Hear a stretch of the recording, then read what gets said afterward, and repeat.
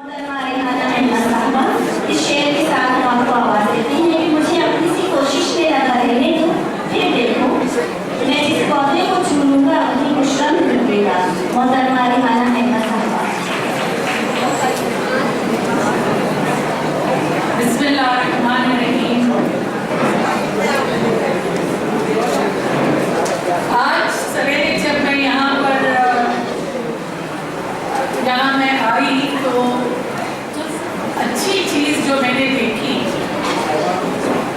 वो यहाँ के साबिक तलबा, खासकर लड़की मतलब विमेंस कॉलेज है, GN विमेंस कॉलेज की जो एक्स स्टूडेंट्स यहाँ पे उन्होंने हमको रिसीव किया और बाजू में एक कैंटीन है, वहाँ पर मुझे लेकर गए और वहाँ पता चला मुझे कि वो कैंटीन जो है वो ये विमेंस कॉलेज की साबिक जो स्टूडेंट्स है, तालिबान हैं, उन्होंने बनाई है।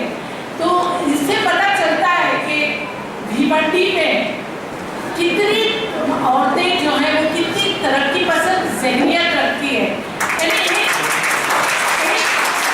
मुंबई में देखिए इतने बड़े बड़े ऑर्गेनाइजेशंस है, बड़ी अंजुमने हैं, बहुत कुछ है।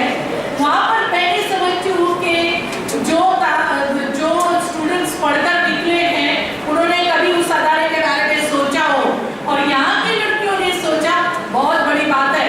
आई सैल्यूट है।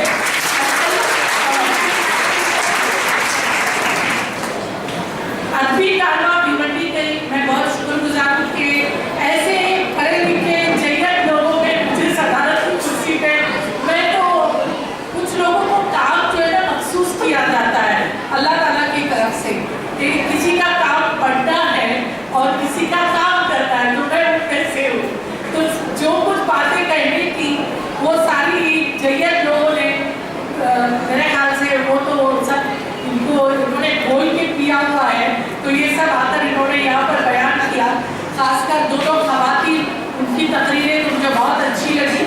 अब महमूद साहब, आपने जिस तरह से ये बात एडमिट की है कि मर्द औरतों से डरते हैं, ये बहुत कि आपने आते ही ये कबूल किया, क्योंकि आपने कुछ झींगर का जिक्र किया और कहा कि औरतें डरती नहीं। ये बात सच है, औरतें डराती है, उसका सबूत आपने क्या किया, मतलब आपकी बेगम के कहने पर यहाँ लेक्चर देने के लिए आए। बहुत बहुत शुक्रिया आपका, आप यहाँ पर हाजिर हुए। और एक बात मैं कहना चाहूँगी जो बहुत ज़रूरी है कि यहाँ पर सुबह में मेरे मतलब जब मैं आई तो उस वक्त अभी यकीनन 1:30 बज गए, तो कहाँ तक मैं अपने घर है, बच्चे हैं, तो कुछ लोग कर भी गए हैं यहाँ से, कुछ औरतें चली गई, पर औरतें ज़्यादा तादाद में यहाँ पर मौजूद थी। तो ये क्रेडिट उन औरतों को नहीं जाता है, भिवंडी के मर्दों को जाता है कि वो कितने लिबरल है, कितने तरक्की पसंद है, कितने बेदार हैं, जो अपनी औरतों को आगे बढ़ने के लिए इतनी इजाज़त देते हैं। और जिसका जवेरिया साहब ने अपनी तकरीर में किया कि अगर मेरे शौहर मुझे यहाँ तक आने की इजाज़त नहीं देते तो मैं यहाँ कैसे पहुँचती। तो ये भिवंडी पे मर्दों को मेरा सलाम है कि आप ये काम कर रहे हैं। अभी मौलाना अबुल कलाम आज़ाद और तालीम निस्वा के ताल्लुक से बहुत सारी बातें यहाँ पर लोगों ने की है, और बहुत सारा जो हमने भी पढ़ा वो सब इन लोगों ने कह दिया, रखा तो कुछ नहीं है, लेकिन 2-3 बातें मैं यहाँ कहना चाहूँगी कि जैसे जब आज़ादी मिलने के बाद हर जगह पूरे हिंदुस्तान में बहुत जलसे जुलूस निकाले गए और काफ़ी लोग उसमें जाकर अपनी तकरीरों से लोगों को बेदार कर रहे थे कि हमें क्या करना चाहिए और क्या नहीं। उस जैसे पंडित जवाहरलाल नेहरू ने अपने एक किताब में कोट किया है कि to awaken people is a woman who should be awaken first. Once she is on the move, the people moves, the nation moves. Whereas Sarojini Naidu ने अपनी एक मतलब पंजाब में एक जलसे को एड्रेस कर रही थी, तो उन्होंने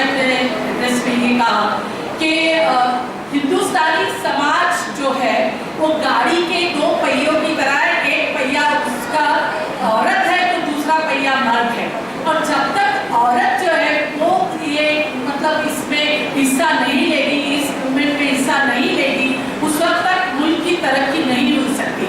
और खासकर उन्होंने मुसलमान औरतों के लिए कहा कि ये जो उनके चेहरे पर नकाब है ये उनका दीनी फरीज़ा है जो अदा करती है, पर मेरी मुसलमान मर्दों से ये गुजारिश है कि वो उनके चेहरे पर पर्दा जरूर डालें पर उनकी अक्लों पर पर्दा नहीं डालें।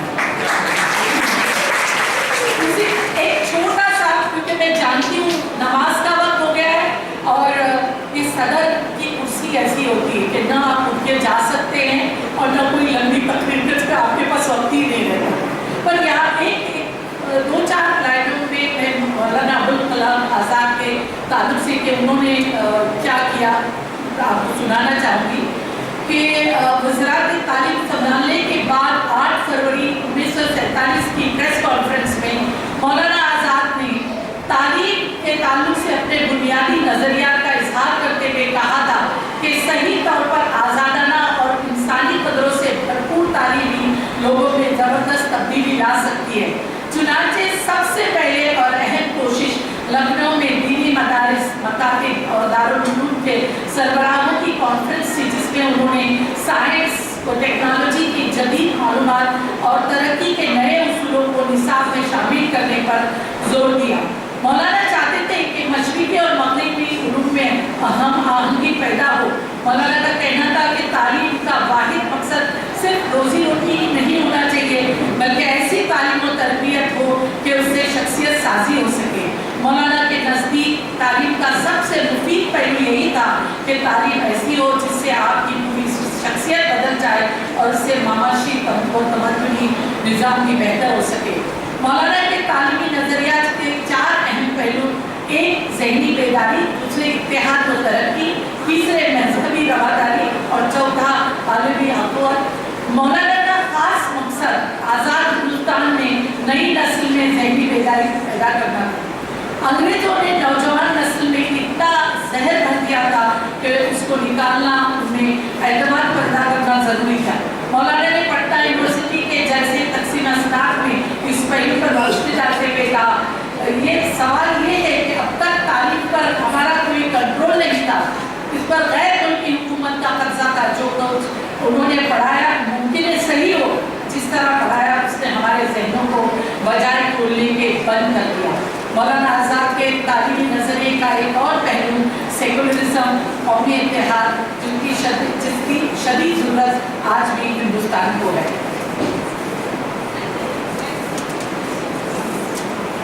फिर उन्होंने ये कहा कि मौलाना आज़ाद ने तालीम निस्वां की अहमियत को कबूल करते हुए इस बात पर जोर दिया था कि जब तक औरतों को दीनी तालीम के साथ असली तालीम से आरासा नहीं किया जाएगा, उस वक्त तक वो इस लायक नहीं हो सकती कि आने वाले नस्लों की जहन की आबियारी बहुस्न खूबी कर सके।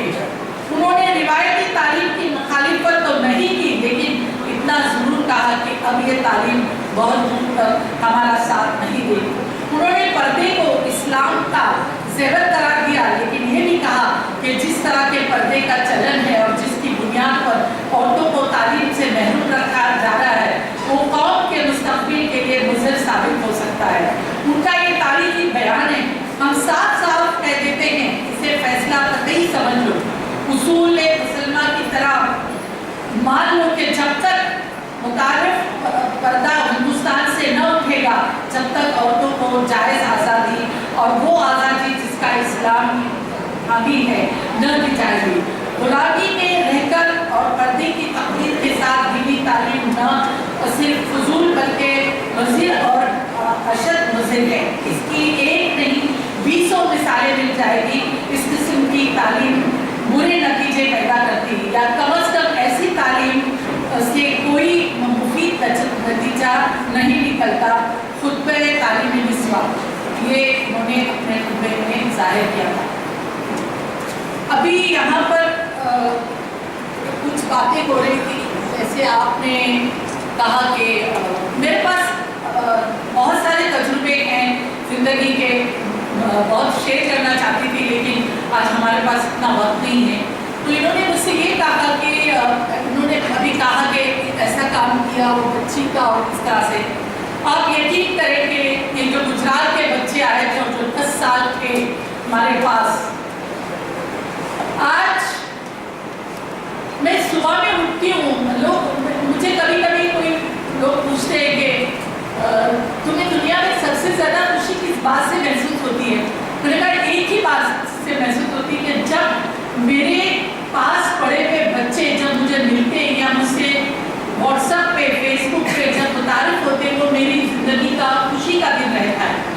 जैसे कभी कभार कोई बच्चा मुझे सुबह सवेरे फ़ोन करके अम्मी जान आप दादी बन गई, तो मुझे यूँ लगता है कि ये इससे बड़ी खुशी क्या है कि वो बच्चे मुझे अम्मी जान कहते थे। वो जो 130 बच्चे गुजरात के आए थे वो सारे के सारे मुझे अम्मी जान कहते थे और हर चीज़ को अपनी कुछ तो मुझे सुना देते कि ऐसा हुआ ये हुआ वो। तो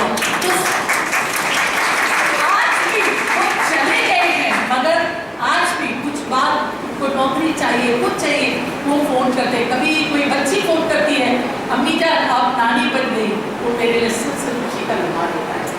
दूसरा ये कि जब मैं ट्रैवल करती हूँ कहीं पर भी मैं जाती हूँ आउट ऑफ इंडिया, तो जब एयरपोर्ट पे मैं जाती हूँ ना तो मुझे ऐसा लगता है कि एयरपोर्ट वो जगह है जहाँ पर मतलब इतने जैसे गल्फ का एयरपोर्ट ले लीजिए या तो फिर हिंदुस्तान का मुंबई का एयरपोर्ट लीजिए, जाते ही दौड़ के आ जाते मैम लाइए आपका पासपोर्ट। ही अब ये सब चीज़ें हम कर सकते हैं, लेकिन जब बच्चे आपके आगे आते हैं और आप पर ये काम करते हैं वो लम्हा कितने हसीन होते हैं कितने अच्छे होते हैं और बहुत अच्छा लगता है।